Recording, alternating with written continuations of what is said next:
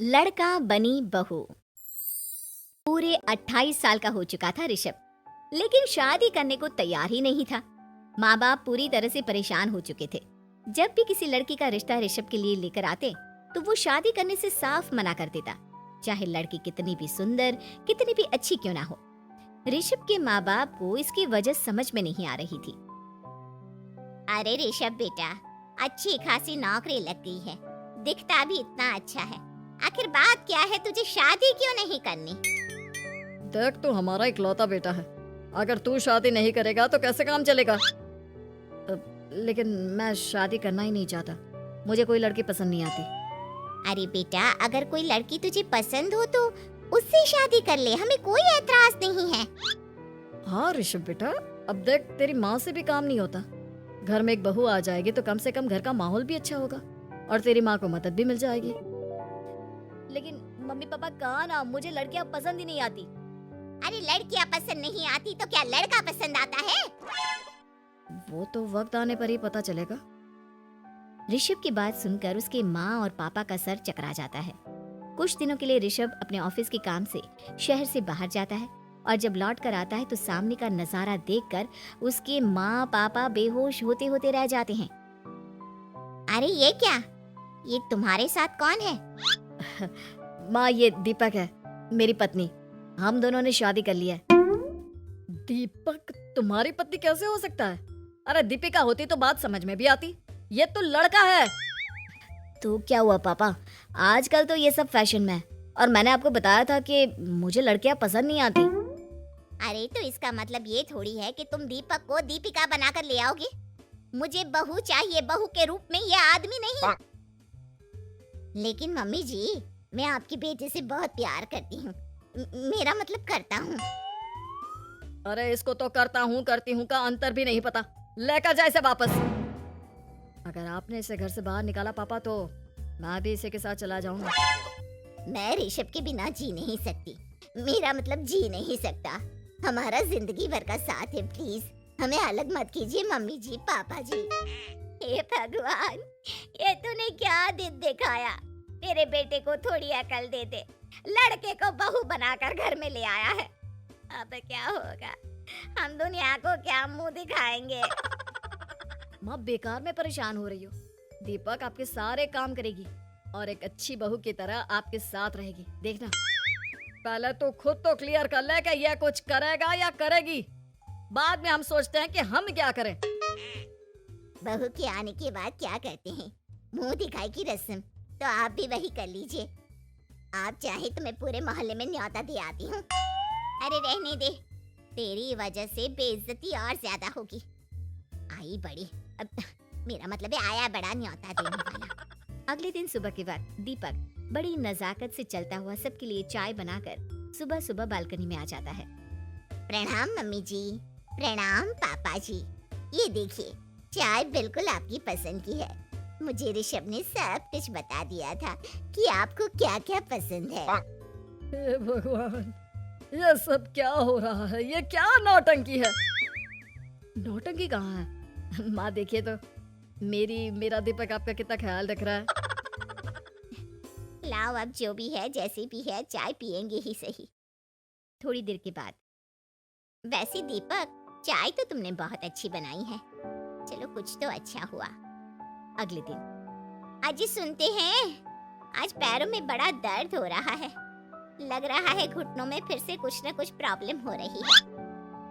Doctor ने वो दवाई दी थी, उसकी मालिश करो ना अपने घुटनों पर, आराम मिल जाएगा। वो क्या है ना, खुद के हाथों से ठीक से मालिश नहीं हो पाती।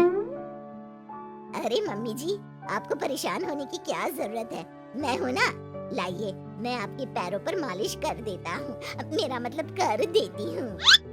अरे रहने दे, रहने दे, घर में बहू होती तो सेवा करती, यहाँ तो आदमी बहू बनकर बैठा हुआ है। मम्मी जी नाराज मत होइए, एक बार मुझे मौका तो दीजिए आपकी सेवा करने का। अच्छा ठीक है ठीक है, ये ले दवाई लगा दे।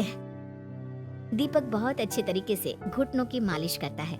थोड़ी देर के बाद, इतना आराम मिल रहा है क्या बताऊं, ऐसा लग रहा है मेरे घुटनों में कभी तकलीफ थी ही नहीं। लगता है तुम्हारी लड़का बनी हुई बहू तुम्हें पसंद आने लगी है। ऐसा कुछ भी नहीं है, वो तो बस इतने अच्छे से मालिश की इसलिए मैंने इसकी तारीफ कर दी। मम्मी जी पापा जी आपस में लड़ाई नहीं करते। अच्छा आप ये बताइए शाम के खाने में क्या खाएंगे? पनीर दाल मखनी पुलाव कुछ भी स्पेशल बता दीजिए। अरे भाई ये सारी चीजें मुझे तो खाने में बहुत ही पसंद है। तुम क्या कोई औरत हो जो पनीर दाल मखनी बनाओगी? हाँ अरे लड़का हो तो लड़के की तरह बिहेव किया करो ना। भले ही मैं लड़का हूँ तो क्या हुआ, अब तो मैं ऋषभ की पत्नी और आपके घर की बहू हूँ, तो मुझे उसी तरह से रहना पड़ेगा ना। अच्छा ठीक है जो तुम्हें पसंद है बना लो। आदमी रसोई में खाना बनाते हुए कैसे लगते हैं जरा मैं भी तो देखूं। शाम को दीपक सबके लिए अच्छा सा खाना बनाकर डाइनिंग टेबल पर लगा देता है। ऋषभ ऑफिस से जब लौट कर आता है सब लोग खाना खाने के लिए बैठ जाते हैं। अरे वाह क्या गजब का पनीर और दाल मखनी बनाई है, ऐसा जायका तो होटल के खाने में भी नहीं आता। दीपक कितना अच्छा खाना बनाती हो, मेरा मतलब बनाते हो। तुम्हारी इसी अदा की वजह से तो मुझे तुमसे प्यार हो गया। अरे बहुत हो गया, आदमी होकर आदमी से प्यार करते हो। अरे लेकिन कुछ भी कहो, जरा खाना खा कर तो देखो ऋषभ की माँ, मजा आ जाएगा। हाँ वैसे बात तो आपकी सही है, खाना तो वाकई में लाजवाब है। इतना स्वादिष्ट पनीर तो मैंने अपनी जिंदगी में नहीं खाया। कितना अच्छा होता अगर ये दीपिका होती। और फिर अगली सुबह कुछ ऐसा होता है जिसे देखकर ऋषभ के माँ और पापा ना केवल खुश होते हैं बल्कि हैरानी से उनकी आंखें फटी की फटी रह जाती हैं। उन्होंने जो नजारा अपनी आंखों के सामने देखा उसे देखकर उन्हें अपने आप पर भरोसा नहीं हुआ। सुबह का वक्त था, सब लोग बालकनी में बैठकर सुबह की चाय का इंतजार कर रहे थे। तभी रसोई में से एक बहुत ही खूबसूरत लड़की जिसके लंबे लंबे बाल थे और जिसने साड़ी पहनी हुई थी हाथ में चाय की ट्रे लेकर वहाँ आती है। अरे ये कौन है? रातों रात हमारा लड़की बहू बन गया क्या? मुझे लगता है कोई सपना देख रहा है, इतनी सुंदर बहू तो हमने सपने में भी नहीं देखी। देखा माँ, जादू हो गया जादू। अरे लेकिन ये है कौन? तुम्हारा वो आदमी वाला पत्नी कहाँ चला गया?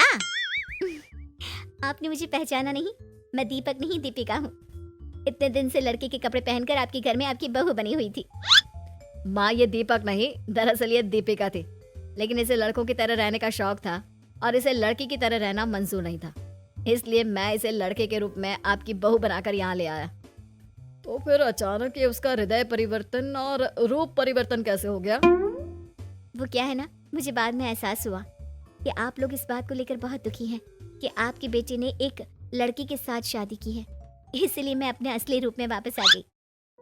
हमने कोई पुण्य कर्म किए होंगे जो तुम्हारे जैसा मेरा मतलब तुम्हारे जैसी बहू मिली, इतनी खूबसूरत और इतना ख्याल रखने वाली। भला हो भगवान का कि हमें लड़की बहू मिली है, लड़का बहू नहीं।